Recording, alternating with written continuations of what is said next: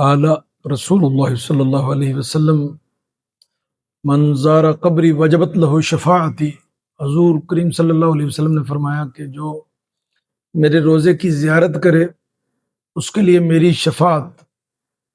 یعنی سفارش واجب کر دیتا ہے اللہ تبارک و تعالی۔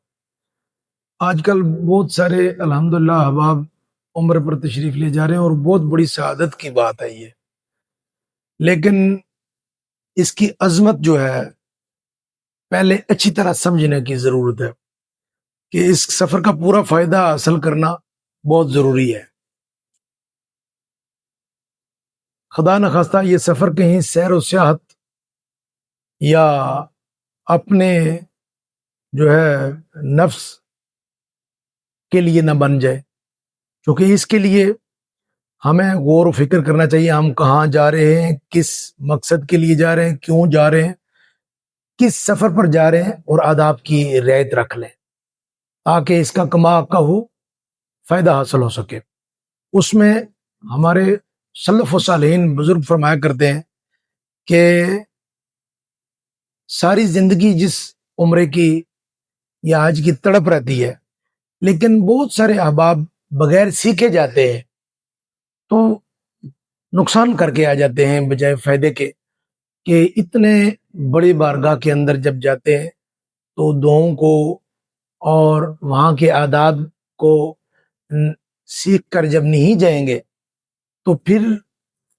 وہی سفر ان کے لیے بجائے ثواب کے، بجائے نجات کے، ان کے لیے مصیبت بن سکتا ہے، کیونکہ جب آداب کی رعایت نہیں رکھیں گے، دعاؤں کو بالکل یاد نہیں کریں گے، سنت کے مطابق وہ حج ہو یا عمرہ ہو نہیں ادا کریں گے تو وہ نقصان اٹھائیں گے۔ اس لیے ہمیں چاہیے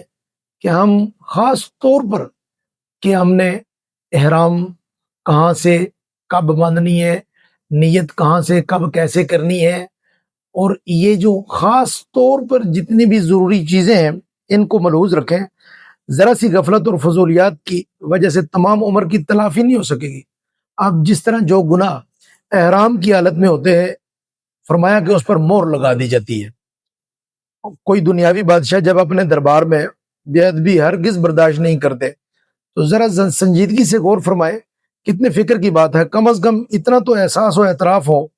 کہ ہم اور آپ حرمین شریفین پہنچنے کے بعد بھی اپنے نفسانی تقاضوں کو نہ دبا سکیں، جس طرح یہود و نصارہ کے طور طریقوں کو بھی نہ چھوڑ سکیں، یہاں پر پہنچ کر بھی ہٹ درم بنے رہیں، تو اس دربار مقدس میں حاضری بے مقصد رہ جائے گی۔ جانے سے پہلے کم از کم 3 دن بزرگوں سے مسائل و آداب سیکھنے چاہیے،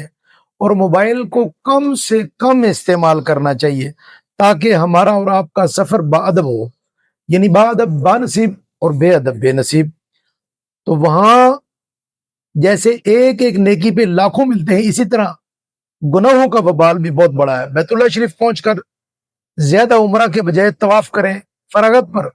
بیت اللہ کو دیکھتے رہیں، ہر نظر پر 20 رحمتیں حاصل کریں، کیونکہ اکثر ایسا ہوتا ہے کہ عمرے زیادہ کے چکروں میں نمازوں سے بھی غفلت ہو جاتی ہے، اور بیمار ہو گئے تو پھر اور بہت بڑے مسائل۔ سفر کے لیے عام طور پر لوگ ایک مہینے کا ارادہ بناتے ہیں، جبکہ چند دن کے بعد ہی بعض لوگوں کا نیکی کا جوش ختم ہو جاتا ہے، پھر شاپنگ وغیرہ میں اپنا قیمتی ترین وقت برباد کرتے ہیں۔ حالانکہ اس کے لیے صرف کوئی وقت مقرر کیا جا سکتا ہے کہ ہم نے کھجور، پانی یا ضروری چیز کوئی لینی ہے تو وہ ہم اپنے ٹائم کو جو ہے اس کے لیے فریم کر سکتے ہیں۔ اس لیے ہمیں چاہیے کہ خاص طور پر